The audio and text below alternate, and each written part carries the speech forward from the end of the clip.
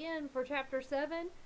Um, Watching myself film these, I keep thinking, gosh, do you really move your hair out of your face that often? But I think maybe I didn't put any hairspray in my hair today. It's just not staying where it's supposed to be at all.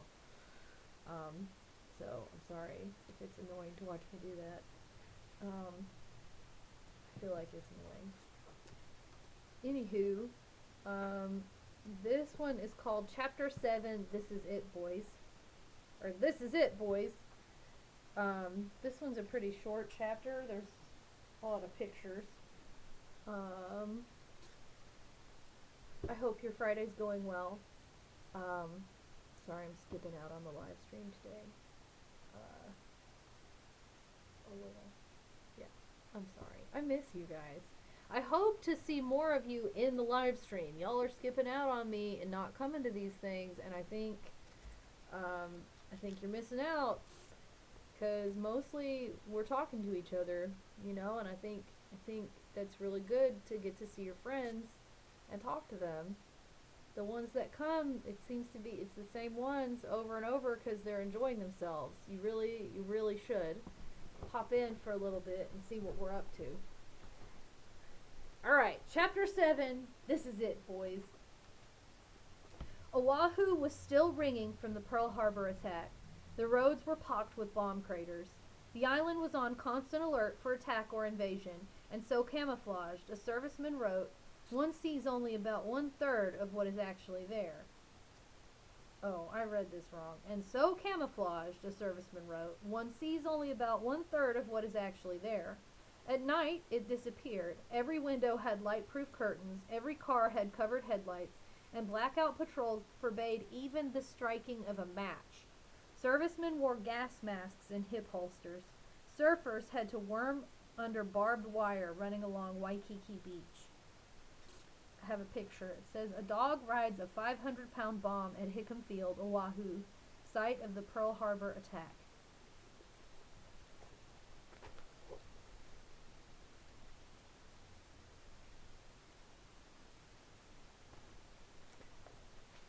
And then I have another picture. This one says, Louis in the Oahu barracks, up late. I think this is one of the better pictures in the whole book because they look like they're having fun, don't they?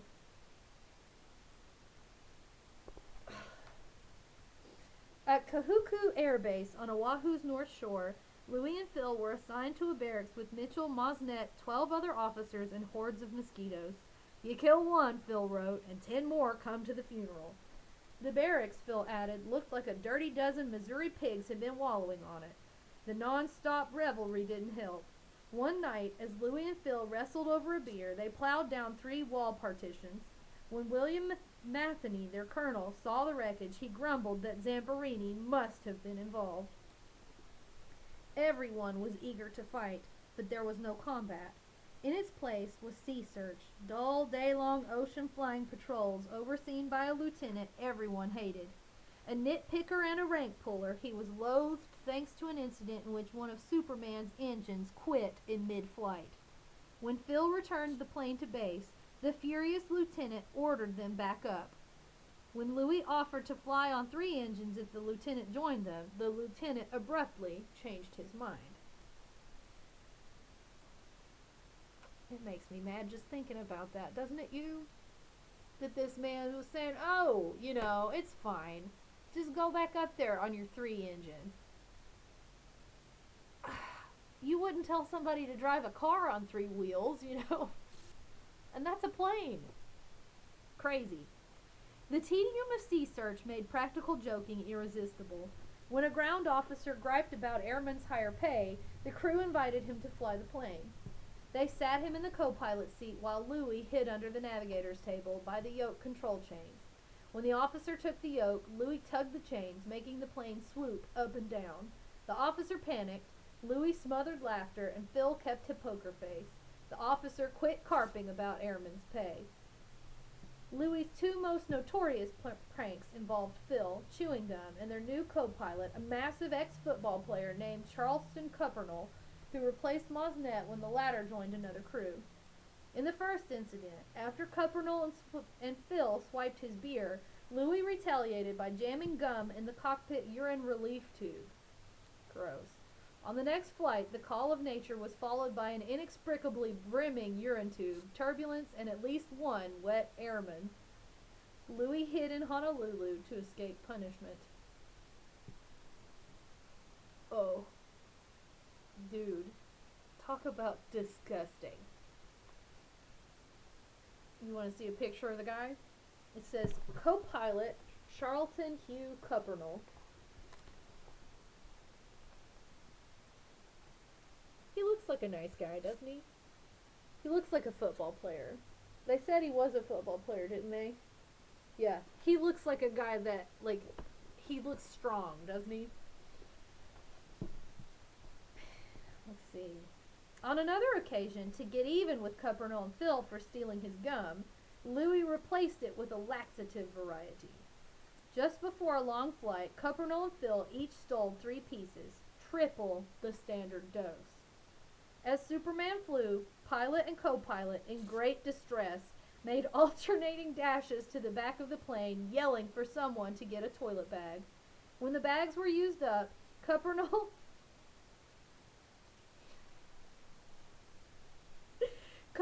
dropped his pants and hung his enormous rear out the window while 4 crewmen clung to him to keep him from falling out.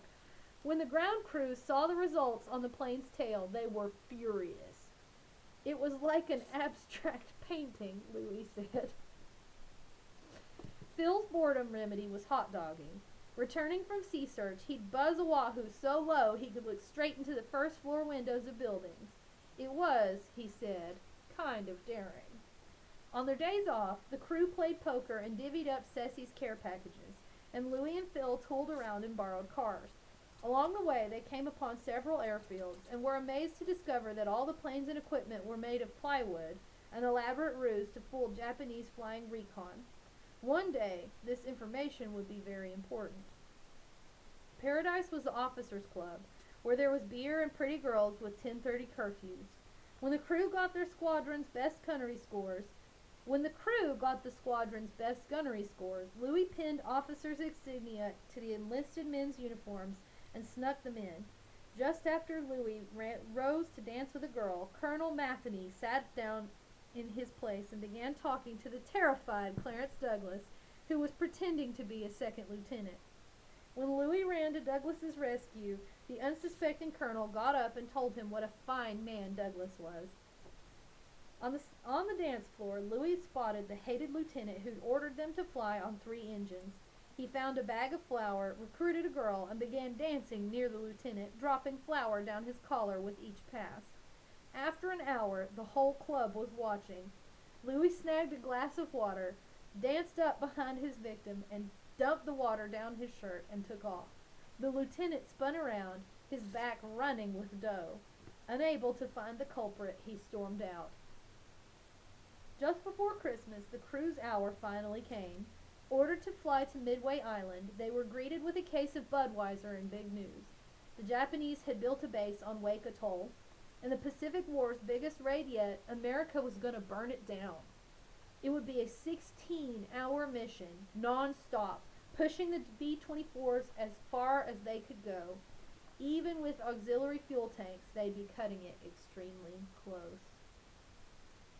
On December 23, 1942, 26 B-24s lifted off of the Midway runway. Superman slipped toward the rear. The planes flew through the afternoon and into night. At 11 p.m., Phil switched off the outside lights. Clouds closed in. Wake was very close now, but they couldn't see it. In the greenhouse, Louis felt a buzzing in himself, the same sensation he'd felt before races. Ahead, Wake slept. This picture is called Waiting to Fly.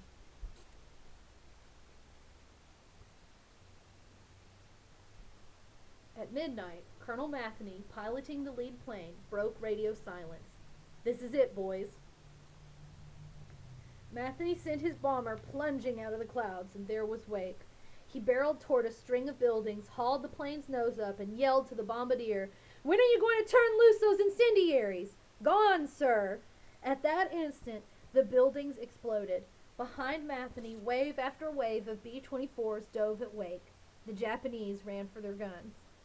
In Superman, well up behind and above the leading planes, Louis saw throbs of light in the clouds. As Phil began the plane's dive, Louis opened the bomb bay doors, flipped his bomb switches, and fixed the settings. The orders were to dive to 4,000 feet, but when the plane reached that altitude, it was still in clouds. Louis's target was the airstrip, but he couldn't see it. Phil pushed the plane lower, moving at terrific speed.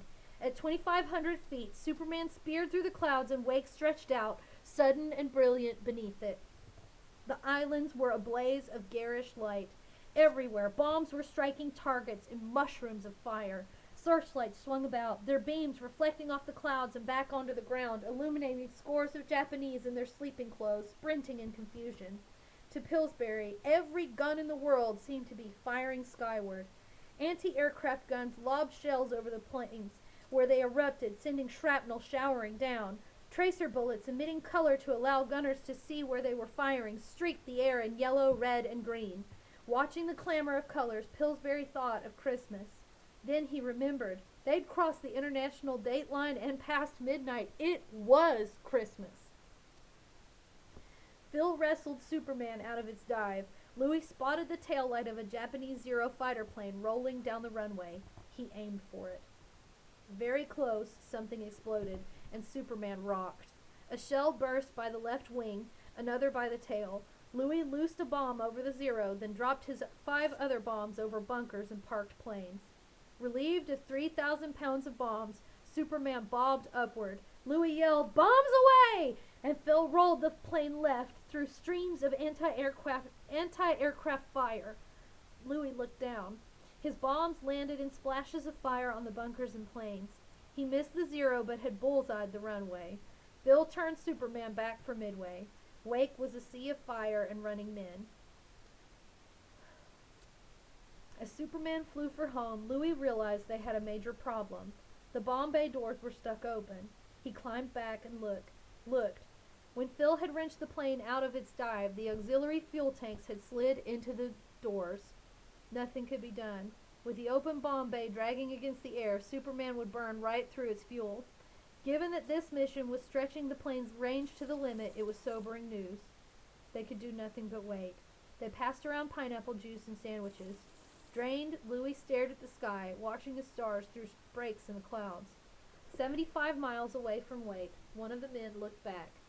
He could see the island burning. As day broke, a general stood by the Midway airstrip, waiting for his bombers. His face furrowed. Fog hung low over the ocean, spilling rain. For the pilots, finding tiny Midway would be difficult, and there was the question of whether their fuel would last long enough. One plane appeared, then another and another. One by one they landed, all critically low on fuel. Superman wasn't in sight. Out in the fog, Phil must have looked at his fuel gauge and known he was in trouble. With his bomb bay open and wind howling through the fuselage, he dragged away his fuel. He didn't know if he'd find Midway, and didn't have enough fuel to fly around searching for it. At last, he spotted the island. At that moment, one of Superman's engines sputtered and died. Phil nursed the plane along, aiming for the runway. The remaining engines kept turning. At touchdown, a second engine died. Moments later, the other 2 engines quit. Had the route been only slightly longer, Superman would have hit the ocean. The general came running, smiling. Every plane had made it back. News of the raid broke, and the airmen were given medals and lauded as heroes. In the Honolulu Advertiser, Louis found a cartoon depicting his role in bombing Wake. He clipped it out and tucked it in his wallet. The men felt cocky. An admiral said Japan might be finished within a year. Phil heard men talking about going home. "Methinks," he wrote to his mother, "it's a little premature." I have one more. I think this picture goes with the next chapter, so we're going to hold on to it. Alright, you guys.